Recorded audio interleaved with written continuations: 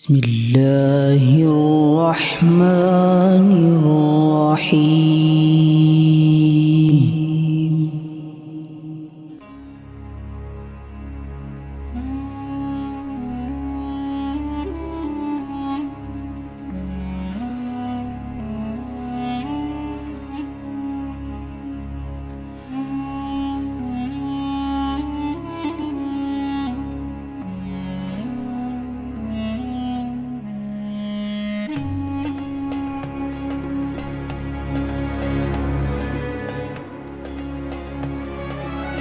السلام علیکم عزیز دوستو، الحمدللہ والصلاة والسلام علی رسول اللہ وعلی آلہ وصحبہ اجمعین۔ سیرت النبی کریم صلی اللہ علیہ وآلہ وسلم کی 72ویں 72nd ایپیسوڈ کے ساتھ آپ کا میزبان رضوان سعید آپ کی خدمت میں حاضر ہے۔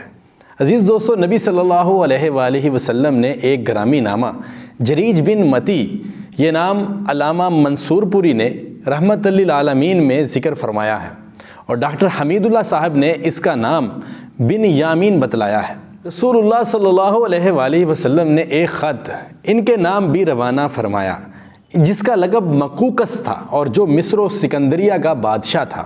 نامہ گرامی یہ ہے: بسم اللہ الرحمن الرحیم، اللہ کے بندے اور اس کے رسول محمد صلی اللہ علیہ وآلہ وسلم کی طرف سے مقوقس عظیم قبط کی جانب اس پر سلام جو ہدایت کی پیروی کرے۔ اما بعد، میں تمہیں اسلام کی دعوت دیتا ہوں۔ اسلام لاؤ، سلامت رہو گے، اور اسلام لاؤ، اللہ تمہیں دوہرا اجر دے گا۔ لیکن اگر تم نے منہ موڑا تو تم پر اہل قبط کا بھی گناہ ہوگا۔ اے اہل قبط، ایک ایسی بات کی طرف آ جاؤ جو ہمارے اور تمہارے درمیان برابر ہے کہ ہم اللہ کے سوا کسی کی عبادت نہ کریں اور اس کے ساتھ کسی کو شریک نہ ٹھہرائیں، اور ہم میں سے بعض کو اللہ کی بجائے رب نہ بنائے۔ پس اگر وہ منہ موڑیں تو کہہ دو کہ گواہ رہو، ہم مسلمان ہیں۔ محترم ناظرین، آپ اس خط کی تصویر جو ڈاکٹر حمید اللہ صاحب نے اپنی کتاب رسول اللہ صلی اللہ علیہ وآلہ وسلم کی سیاسی زندگی میں شامل کیا ہے، اسکرین پر دیکھ سکتے ہیں۔ دوستو، اس خط کو پہنچانے کے لیے حضرت حاتب بن ابی بلتہ رضی اللہ تعالی عنہ کا انتخاب فرمایا گیا۔ وہ مقوقس کے دربار میں پہنچے تو فرمایا کہ اس زمین پر تم سے پہلے ایک شخص گزرا ہے جو اپنے آپ کو رب اعلیٰ سمجھتا تھا۔ اللہ نے اسے آخر و اول کے لیے عبرت بنا دیا۔ پہلے تو اس کے ذریعے لوگوں سے انتقام لیا، پھر خود اس کو انتقام کا نشانہ بنایا۔ لہٰذا دوسرے سے عبرت پکڑو، ایسا نہ ہو کہ دوسرے تم سے عبرت پکڑیں۔ مقوقس نے کہا کہ ہمارا ایک دین ہے جسے ہم چھوڑ نہیں سکتے جب تک کہ اس سے بہتر دین نہ مل جائے۔ حضرت حاتب رضی اللہ تعالیٰ عنہ نے فرمایا کہ ہم تمہیں اسلام کی دعوت دیتے ہیں، جسے اللہ تعالیٰ نے تمام ماسوا دیان کے بدلے کافی بنا دیا ہے۔ دیکھو، اس نبی نے لوگوں کو اسلام کی دعوت دی تو اس کے خلاف قریش سب سے سخت ثابت ہوئے، یہود نے سب سے بڑھ کر دشمنی کی، اور نصارہ سب سے زیادہ قریب رہے۔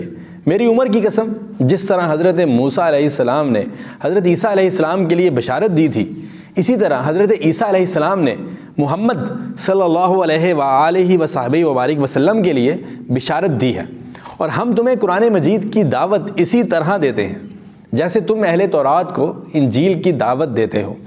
جو نبی جس قوم کو پا جاتا ہے وہ قوم اس کی امت ہو جاتی ہے، اور اس پر لازم ہو جاتا ہے کہ وہ اس نبی کی اطاعت کرے، اور تم نے اس نبی کا عہد پا لیا ہے، اور پھر ہم تمہیں دین مسیح سے روکتے نہیں ہیں بلکہ ہم تو اسی کا حکم دیتے ہیں، یعنی رسول اللہ صلی اللہ علیہ وآلہ وسلم کی اطاعت ہی صحیح دین عیسوی ہے۔ مقوقس نے کہا کہ میں نے اس نبی کے معاملے پر غور کیا تو میں نے پایا کہ وہ کسی ناپسندیدہ بات کا حکم نہیں دیتے اور کسی پسندیدہ بات سے منع نہیں کرتے۔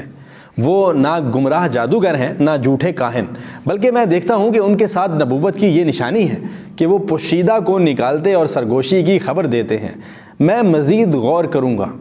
مقوقس نے نبی صلی اللہ علیہ وآلہ وسلم کا خط لے کر احترام کے ساتھ ہاتھی دانت کی ایک ڈبیا میں رکھ دیا اور مہر لگا کر اپنی ایک لونڈی کے حوالے کر دیا۔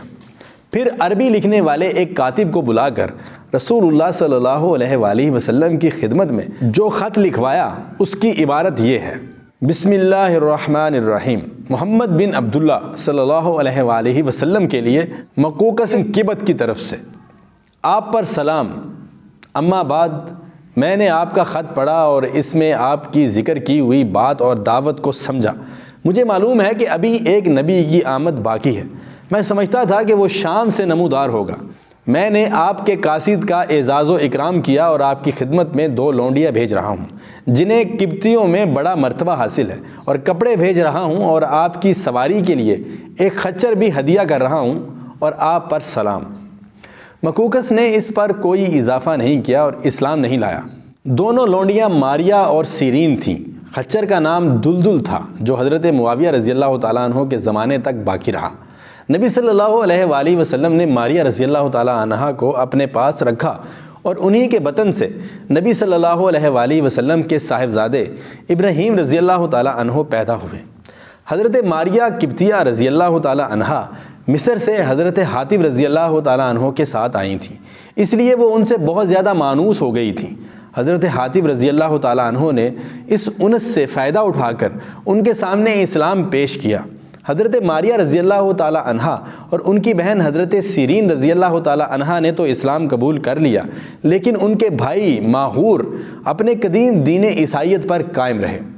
حضرت ماریا قبطیہ رضی اللہ تعالیٰ عنہ گو بطور کنیز آپ صلی اللہ علیہ وآلہ وسلم کے عقد میں آئی تھیں، لیکن رحمت عالم صلی اللہ علیہ وآلہ وسلم ان کے ساتھ ازواج مطہرات ہی کے ایسا سلوک کرتے تھے۔ آپ صلی اللہ علیہ وآلہ وسلم کے بعد حضرت ابوبکر صدیق رضی اللہ تعالیٰ عنہ نے بھی ان کے اعزاز و احترام کو باقی رکھا اور ہمیشہ ان کے نان و نفقہ کا خیال کرتے رہے۔ حضرت ابوبکر صدیق رضی اللہ تعالیٰ عنہ کے بعد حضرت سیدنا عمر فاروق رضی اللہ تعالیٰ عنہ نے بھی ان کے ساتھ حسن سلوک مرئی رکھا۔ عزیز دوستو، رسول اللہ صلی اللہ علیہ وآلہ وسلم کو حضرت ماریا قبطیہ رضی اللہ تعالیٰ عنہ سے بے حد محبت تھی، اور اس وجہ سے ان کے پاس آپ صلی اللہ علیہ وآلہ وسلم کی آمد و رفت بہت زیادہ رہتی تھی۔ گو وہ کنیز تھی اور کنیزوں کے لیے پردے کی ضرورت نہیں، لیکن ازواج مطہرات رضی اللہ تعالیٰ عنہم کی طرح ان کو بھی آپ صلی اللہ علیہ وآلہ وسلم نے پردہ میں رہنے کا حکم دیا تھا۔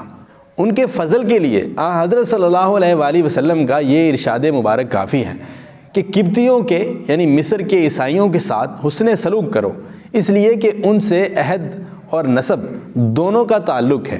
ان سے نسب کا تعلق تو یہ ہے کہ حضرت اسماعیل علیہ السلام کی والدہ یعنی حضرت حاجرہ علیہ السلام اور میرے لڑکے ابراہیم رضی اللہ تعالیٰ عنہ دونوں کی ماں اسی قوم سے ہیں، اور عہد کا تعلق یہ ہے کہ ان سے معاہدہ ہو چکا ہے۔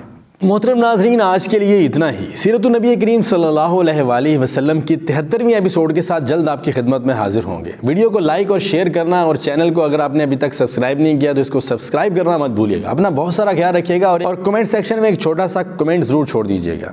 اللہ نگہبان۔